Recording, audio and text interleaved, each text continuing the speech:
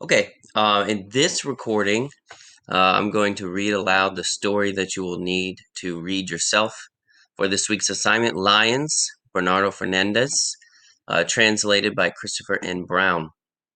Okay, so I know they have the Google Read and Write app, but personally I find the computer voice um, uncompelling, as it were. So I'm going to go ahead and just read this out loud for you. So here we go. Very cool picture of this lion here. All right. Now we flee, hiding in the dark, moving away from the light of day. But it wasn't always so. There was a time when they were our plague. The first lions appeared in the public parks. They always took refuge under the cover of darkness, hiding where the trees were thick enough and the grass grew tall enough to hide them. Fleeing from us, they sensed that we were the ones responsible for the disappearance of their habitat, who took them into captivity that quickly exceeded its capacity to house them. At first, we noticed a sudden decrease in stray dogs in the city. After a while, we started to see their gnawed bones scattered near the public gardens. As always, we didn't pay attention until it was too late.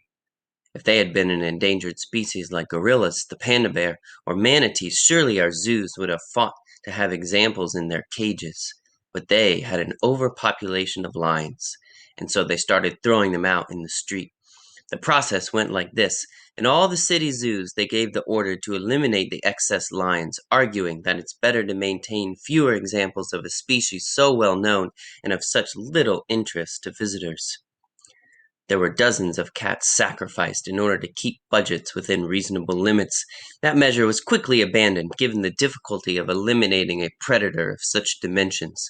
The costs were almost the same as the original plan to save them, not taking into account the protests of the sanitation department, whose workers refused to dispose of cat corpses, nor the dumpster divers' rejection of the foul taste of lion meat.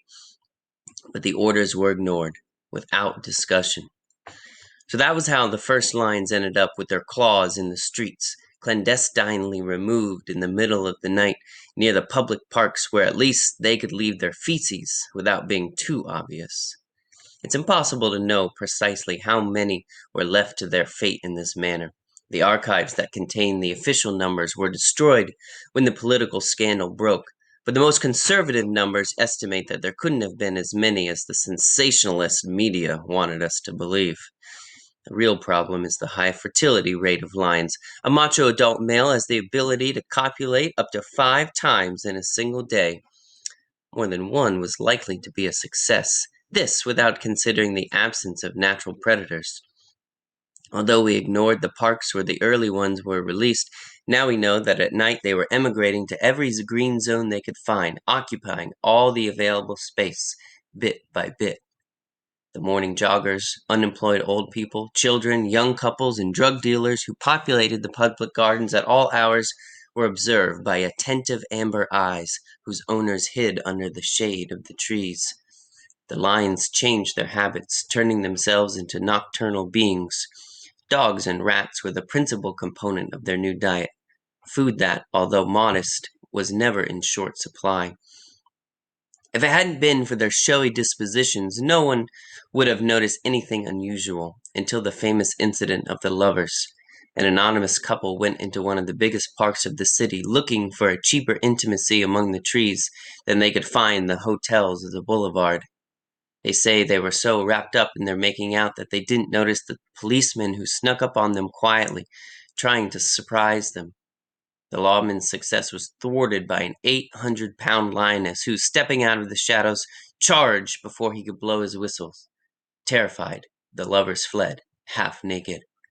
The next day, the remains of the policeman and the clothes of the lovers were found in the middle of a big pile of blood.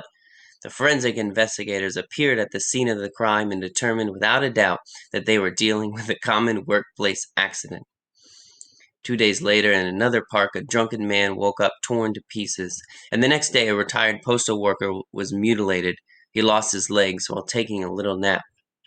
It was the beginning of the attacks.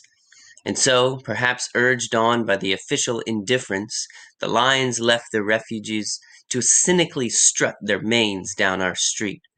Without hunger, they are as tame as a little cat, but they eat all day, which is why it was impossible to know at which moment they would bite off the arm of a balloon salesman or swallow a kid. Don't even mention their shit.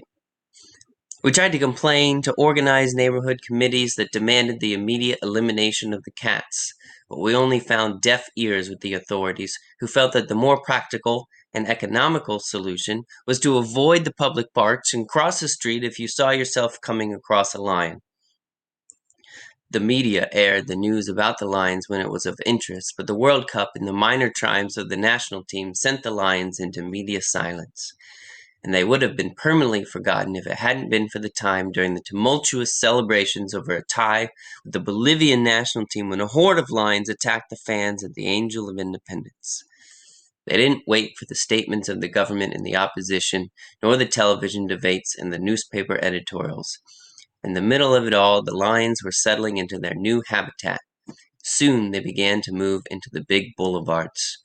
Crossing the street became a dangerous feat for people. The advisors to the mayor, more preoccupied with placing their boss among the presidential candidates than coming up with the solution for the root of the problem, opted for an immediate treaty of limited scope and declared the entire city an ecological preserve dedicated to the preservation of lions, with the additional intention of controlling the population and adding a tourist attraction to the metropolis. By then, the cats had decided to occupy every green area they encountered. In no time, private houses, schools, sports facilities, and cemeteries were invaded by the city's new residents. You could get up in the morning and discover that in the yard, whatever size it was, a family of lions had moved in looking for breakfast. The occupants of the houses usually ended up being eaten. Bones bigger than those of dogs and rats began to litter the streets, many with shreds of human meat still attached. In little time, swarms of flies became part of the urban landscape. The rumor started to spread that they attacked in packs, that they were intelligent, that they were taking over the city, that there was no way to control them. The authorities denied it all, calling the media alarmists and asking the public to tolerate their new neighbors, until one day the cadaver of a child appeared. The dawn broke, as if nothing, in the center of the Zocalo, at the base of the flagpole. This time, the city government couldn't deny anything because the news cameras got there first. It was an official provocation. We were scared. The mayor's aides decided that there could be opportunities to take a stand at the rear of the presidential palace, that they had decided that they had to declare war with no quarter against the lines. And so that's what they did. But it was already too late. There was no resulting program with which they could confront the plague. Firefighters, police, and soldiers could accomplish little against the thousands of cats that lived in the streets. One day a lion came into the center of the Zocalo and scornfully spit out the remains of a head. The skull turned out to belong to the mayor of the city. He had been attacked by a pride during an official ceremony in Alameda Central Park.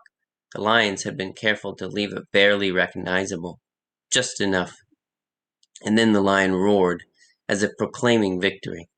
He didn't need to do it.